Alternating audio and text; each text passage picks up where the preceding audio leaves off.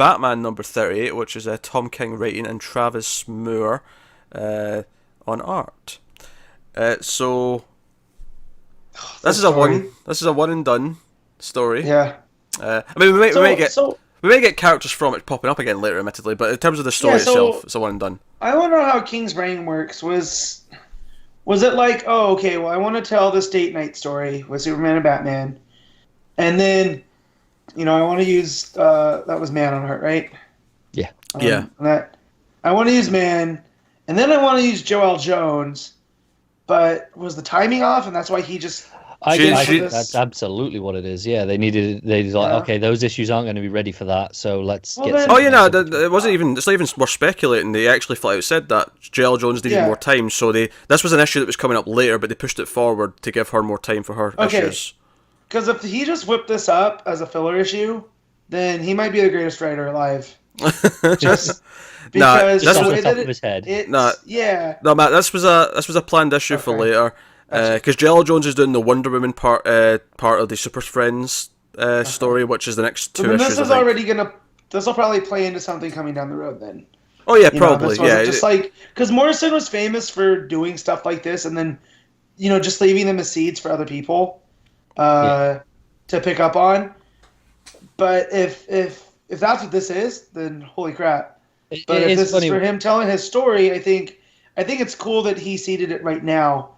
So we'll forget about it a little bit, and then when it pops back up, we'll have this as a reference. It was probably going to be in advance of whatever it was setting up anyway. It doesn't feel like it's going to lead, it was going to lead straight into something. It feels like it's not we're maybe planting some seeds. Joe, obviously we'll talk about the main plot of this issue, but the first thing I want to talk about actually is I kind of like this.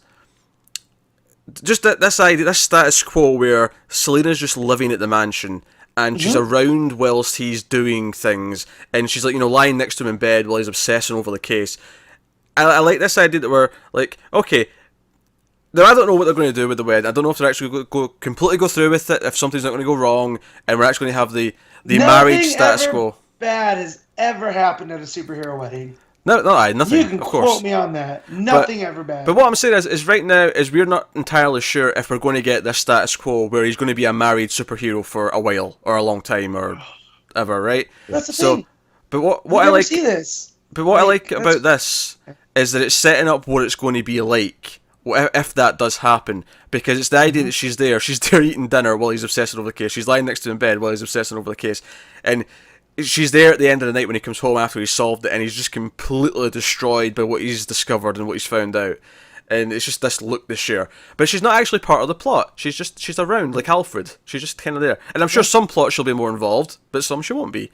And that's okay. And that's what we might get in stories like this. She's to him by himself with Alfred, him being able to brood, but now he has someone else there. And it throws out that off balance a little bit. Like her just being in the frame as he storms off from the dinner table, because he's bothered by what's going on. Yeah, and you've got Alfred making catty remarks. You've got an actual cat woman there, he's surrounded by cattiness. Yeah, sassy Alfred. I love sassy Alfred. Who doesn't? Yeah, no one doesn't love sassy Alfred. So the plot of this one is that there's a kid who's obsessed with Bruce Wayne. He even has his butler refer to... He's a rich kid, obviously. He even has his butler refer to him as Master Bruce, even though his name's not Bruce. And his parents die, and he makes sure he gets in touch with Bruce Wayne, and Bruce comes and talks to him, obviously, as Bruce would do, to try and comfort him, because I know what you're going through, I've been through this. Yeah. And he's like, does this get any easier? And he sort of tried to track down who's killed the parents, and it leads to Zaz, and it doesn't quite add up because he couldn't get out of his cell. And then there's another double killing, and it's like, there's a hint here that maybe it's Two-Face, maybe not. But there's these that clues. Doesn't add up. Yeah, it's all these little detective quite clues. Literally. He analyses the letter that Zaz got. He analyses the time that the bodies were sort of, because they were in like clock hand formation, and he analysed all this. And by the way, Dennis O'Neill Avenue. I just want to point out the reference there. Big. Again, I like when they do it more on the sly. Yeah, because he actually said this out loud, or in a speech bubble. He actually referenced it in the text. I'm not gonna lie, that really annoyed me because it didn't work. Not the name. The name's fine, but the whole point of that sentence was, it's backwards. but he had to move the S on deeds to the other end of the word, and I'm like, what? Yeah. What? That's just cheating. That's okay, fair. But the ultimate twist here is that this kid was so obsessed with Bruce Wayne, he killed his own parents, or had his butler kill his parents. I don't know if it's never clear exactly whose hand was the killing blow per se, but he had his butler do it, or he did it himself, and did these other crimes to lead Batman on the other paths. And Bruce ultimately realizes this is a childish game and realizes who it is. And then this kid idolizes Bruce Wayne in this weird way. That's what I mean, because the start of the issue and the end of the issue both end with a very similar scene of him coming home and seeing Selina. But the second time at the end, he just looks destroyed. And this kid's a complete raving little lunatic. It is a dark little one-off story. That's what it is. So I like to think, because you see this kid at the end and he's carved Thomas and Martha onto his cheeks, right? Yeah, his parents' names out of the grave. Yeah, it's on the gravestones, yeah. I like to think this is the Snyder's origin for Batman. Not Scott Snyder, but Zack Snyder. Oh, right, okay. Yeah. I forgot I had to clarify because of the Snyders, but yeah, because he's just obsessed with dead parents, even more so. And I like that commentary towards the end here where, you're not Bruce Wayne, you're a sick kid with dead parents. And that's been the entire arc thus far with King, of who is Batman. And yeah, because the kid says back to him, but what else is Bruce Wayne if not that? Right. Yep. And so I'm just like, God damn it. By shining a light on the flaws of Batman, especially for me, I'm just like, yeah, take the piss out of him. This is great. But then it resonates on a separate level too of Bruce is struggling with this, right. Because, like you said, that question is ultimately the point of King's run. What else is Bruce Wayne? Not, beyond just Batman. What is he? Who is he? Yeah, because at the beginning you had Gotham and Gotham Girl, inspired by Batman, to help Gotham. Yeah. And now you have this kid inspired by Bruce Wayne, so it's both of his personas and what they inspired. One is something really good, despite Gotham taking it too far. And then you have this kid who's, ultimately taking it and corrupting it. No, I like it. Again, the idea that King's run's about... Because typically Batman is Batman and Bruce Wayne is essentially just a mask. He doesn't exist. He's just a facade for when he's out of the costume. And the idea here, we've got a Batman who's late in his career, who's starting to question things and starting to look at his life and say, well, what am I if I'm not in this Batsuit? I've got this family of characters now who also do this. I've got Dick, I've got Damien, I've got Barbara, all these people. And it's ultimately why he's gonna get in with Selina. It's like, because he's thinking about this and going, but without just the suit, what have I got? Because if he doesn't get killed doing the job, one day he'll be old, and what is he when he's old? Because he can't do this anymore. We've already seen that, right, in the annual. Oh, sure. Well, yeah, right? We have now. But yeah, and so it just plays into that, and oh man, yeah, God damn it, I'm loving this run. This is superseding Morrison's run, which I just loved because of its pulpy superhero-iness, and this is on a different level. Yeah, I find it funny that you love that so much, given that is perpetuating the idea of Batgod. Well, it's not destabilizing it, but it's deconstructing the Batgod mythos, Yeah. So with Batman and Son, and then Resurrection of Ra's al Ghul, and all that stuff, which... Up till now, Resurrection of Ra's al Ghul is my favorite Batman story, bar none. And this, some of these stories, I think More Jokes and Riddles has blown that one out of the water, mostly because of Kite Man. Hell yeah. Yeah, just because of that little interlude there. Like, it's this big action story, and Batman struggling with what to do. No, I'm digging King's Run. It's kind of, it keeps building, it keeps getting better. It feels like, I'd say it's more consistent, but it's also more consistent in a sense that it keeps rising as well. And I think I love Morrison's run, but there are parts of Morrison's run that I don't like that much. I don't like Batman Inc. that much. So obviously that's obviously not an artist we've had on Batman. Obviously, clearly a one and done artist. That's to say it won't be back, but certainly it's fine. Not one of the. No, I enjoyed it. I like the sort of dark tone it had, particularly when Batman was talking to Gordon. I felt like the sort of the somber mood of talking about these murders was kind of in the art. It was there. Yeah, I really liked how in his home, in the manor, it was always really warm and really brightly lit, and it was nice and homely. But as soon as he's outside or anywhere else, it's just it's got this shade to it. Yeah, it's a nice touch. I think it played with the framing quite a bit. I like the close-ups that were being used in a lot of the scenes. Yeah. Yeah, it was framed in a very cinematic kind of way, because that page with Gordon, when it's intercutting between him and the murders, like all the framing, it's very anamorphic movie framing, so it's almost exactly that shape.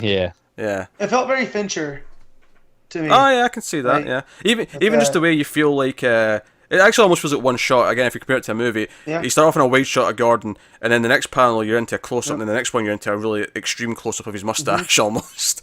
But it's the idea it's getting closer to where he's talking. Like you're getting towards the sound. You're being drawn into the scene. It's very effective. So one thing I did find particularly weird is while Batman's in Arkham, why is his cowl blue? Do you know? I don't have a.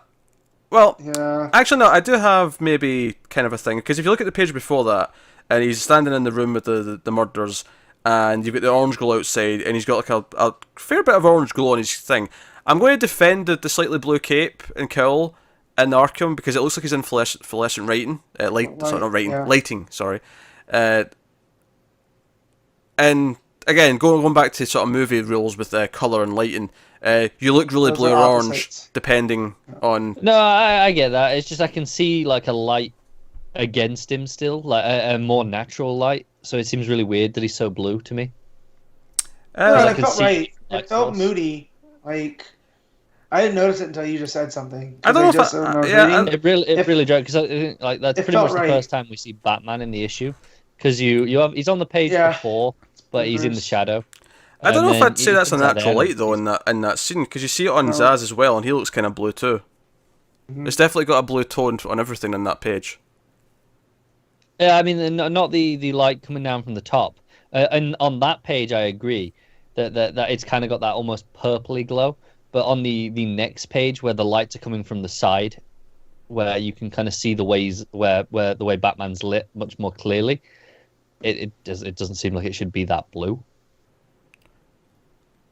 That's just it's perspective, because maybe because in a real life setting in that room, the light would still look white, but everything it hits would look slightly blue. Especially again, if you're going back to filmmaking, like on camera, everything would look blue. I get it. It's just the way he stood that it doesn't seem right to me. Guys, I have an important question here that's beyond colors. How do you prefer yours as? Do you prefer tally marks, or do you just like the random cuts? I like the tally marks. I'm down for the tally marks. I like the tally marks. Yeah. I do like the deranged sort of erratic nature of just the random cuts, but I do prefer the tally marks overall. Okay. I'm not saying it's wrong. It adds to the count a bit more, though, doesn't it? Yeah. Yeah.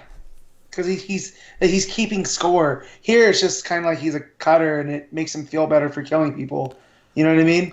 Oh, just to go back to this blue thing, not to argue about whether it should be blue. Just it did make me when I read this right, and I saw the blue tinge here on these pages, I was like, you know what? I wouldn't mind a return to a dark blue cape and cowl permanently if they want to go down that route for a while. I'd be okay with that. I did find it particularly amusing that I was going, oh, that's really blue, and then 2 pages later we're talking about Dennis O'Neill Avenue.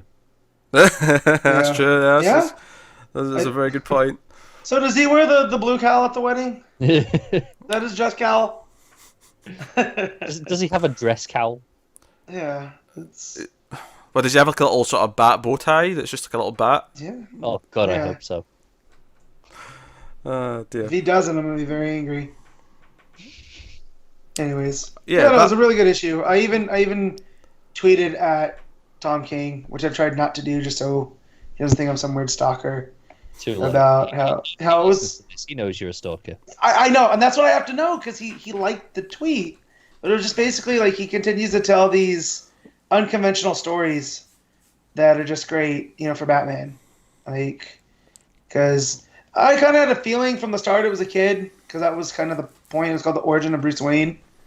You know, see the kid on the first page. Yeah, and you kind of have the feeling the whole time, but you go through it, and then when you find out, like, it's not the point that the kid's doing the killing, it's why.